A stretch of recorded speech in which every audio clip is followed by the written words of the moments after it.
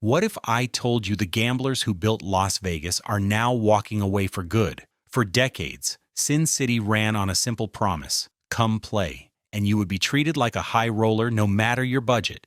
Cheap rooms, fair games, comps that made regular players feel valued. That promise is gone. Today, casinos are losing their most loyal players faster than they can replace them. Table minimums have tripled, slot payouts are lower than ever, and the perks that kept gamblers coming back have quietly disappeared. Today, we reveal the 10 reasons real gamblers are done with Las Vegas, and the final one explains why this shift may be permanent. Number 10. Resort fees keep rising.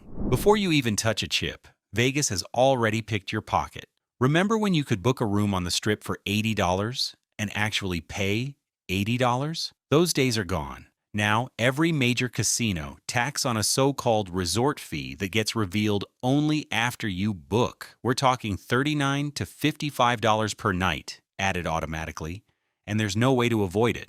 What do you get for that fee? Wi-Fi you could get at a Denny's, access to a fitness center you'll never use, and the privilege of paying even more for everything else. Here's what's insulting. These fees started as a sneaky way to advertise lower room rates while charging the same total. But over the years, they stopped being sneaky and started being shameless. A 3-night stay now costs you an extra $150 before you've placed a single bet. For gamblers who came to Vegas to gamble, this feels like a betrayal. You're not paying for luxury, you're paying for the right to be there. And that's just the beginning of how Vegas nickel and dimes you before the games even start. And once you finally make it past the hidden fees, you realize the damage is just getting started at the tables. Number 9, table minimums are too high. There was a time when $5 could get you a seat at a blackjack table on the Las Vegas Strip. You could sit down, order a free drink, and play for hours without destroying your bankroll. That experience is practically extinct. Today, $25 minimums are the standard. During peak weekends, you'll find tables demanding $50 or even $100 per hand. For the casual gambler who just wants some entertainment, these prices aren't just high.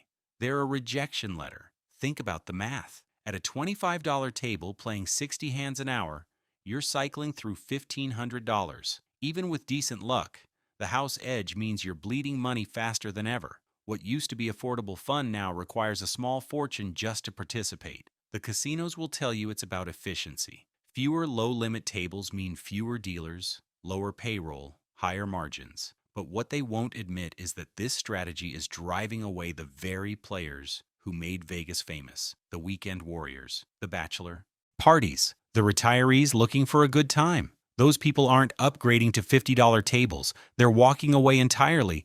And even if you accept those prices, the games themselves are no longer playing fair. Number 8, worse odds on table games. The Strip didn't just raise the price of admission. It quietly rigged the games against you. Let's talk blackjack. For decades, the standard payout for a natural blackjack was 3 to 2.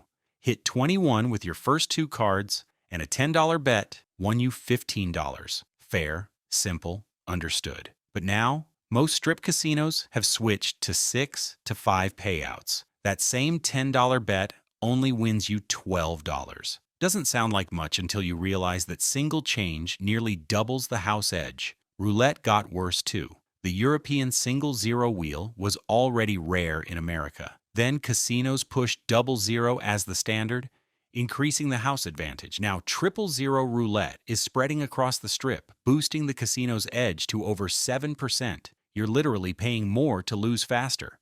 These aren't dramatic changes announced with fanfare. They're quiet rule tweaks buried in the fine print, designed to extract more money, while players assume the games are the same as they've always been. The result? Gamblers leave feeling like they never had a chance, because increasingly, they didn't. And if you think loyalty still protects you from these changes, Vegas has bad news for you. Number 7. Comps are harder to earn. The comp system used to be Vegas's secret handshake with gamblers. Play enough, and the house takes care of you. Free rooms, free meals, show tickets, maybe even airfare. It was the unspoken deal that kept players loyal for decades. That deal has been shredded. Both MGM and Caesars have restructured their rewards programs in ways that dramatically reduce what players earn. Tier credits that once flowed generously now trickle in. The free room that used to arrive after a weekend of play now requires 3 or 4 trips. Complimentary dinners have been replaced with discounts that still leave you paying $50 for a steak. And here's the part that stings the most. The casinos track every dollar you bet with surgical precision. They know exactly what you're worth to them. But when it comes time to reward you, suddenly the math gets fuzzy. Players report spending thousands only to receive offers for discounted buffets they don't want. Longtime players remember when a host would call them by name, offer a room upgrade without being asked, and make them feel like valued guests. Now those same players get automated emails pushing generic promotions.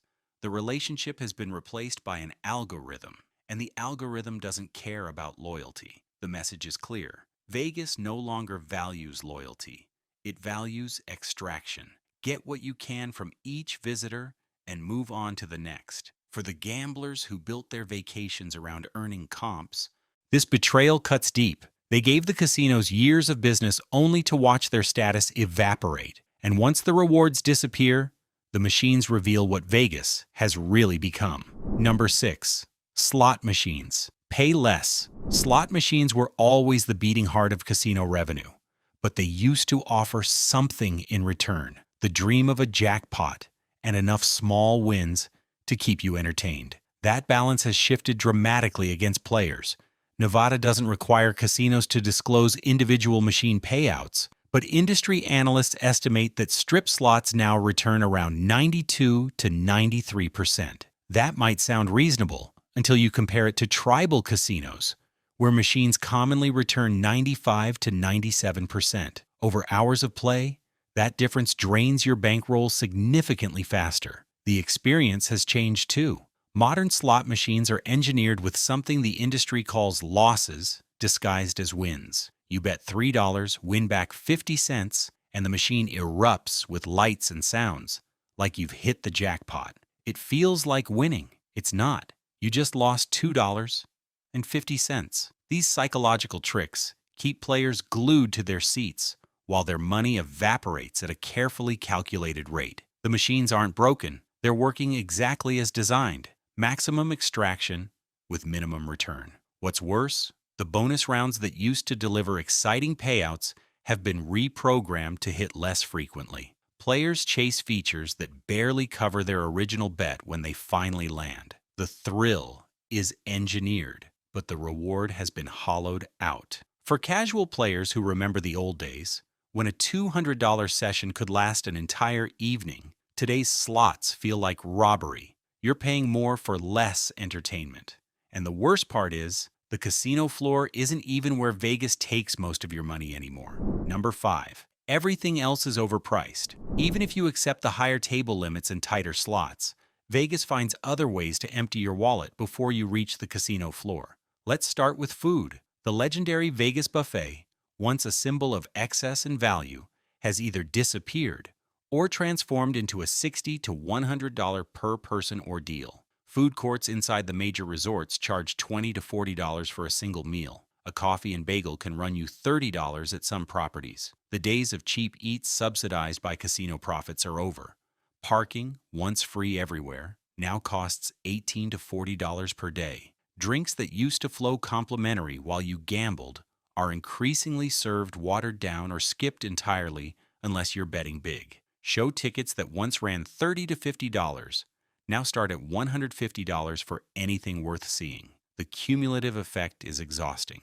By the time you've paid for your room, your resort fee, your parking, your food, and your entertainment, you've spent $500 before placing a bet. Gambling isn't the attraction anymore. It's just another line item in an overpriced vacation. Visitors who remember when Vegas offered value feel cheated. The city that promised affordable excitement now delivers expensive disappointment. And somehow, despite charging more than ever, Vegas still found a way to make the experience feel worse. Number 4. Crowds without value. Walk through any major strip casino on a Saturday night, and you'll fight through shoulder-to-shoulder crowds just to find a seat. The place is packed, But here's the strange part. It doesn't feel like a casino anymore. It feels like a theme park with slot machines. For serious gamblers, this shift is alienating. The casino floor used to feel like a community.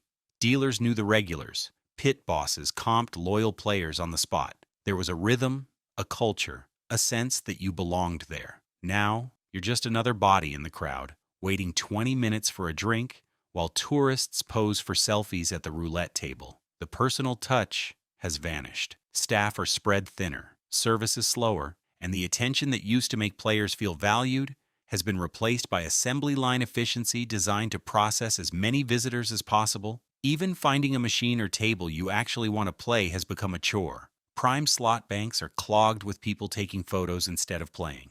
Tables are full of beginners who slow down the game while dealers patiently explain basic rules for the 100th time that shift. The serious player gets lost in the chaos. And that didn't happen by accident. It happened when the people who understood gamblers lost control of the strip. Number 3, corporate ownership took over. Once upon a time, Las Vegas casinos were run by people who understood one thing above all else: keep the gamblers happy and the money follows. Today, those operators are gone, replaced by corporate boardrooms obsessed with quarterly earnings. 2 companies now control the majority of the strip: MGM Resorts International and Caesars Entertainment. Their focus isn't on player experience.